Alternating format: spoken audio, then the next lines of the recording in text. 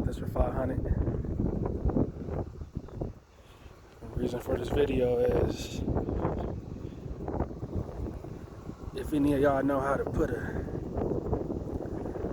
transmission in, message me, whatever. Let me know what y'all can do. How much y'all gonna charge? Put a transmission in. This thing only goes in reverse. It only goes in reverse and one. So it only drives like 20, 30 miles an hour.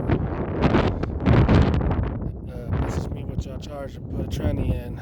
I see trannies for these things all day, so you know what I'm saying? If y'all think y'all can fly out to Denver, maybe sub.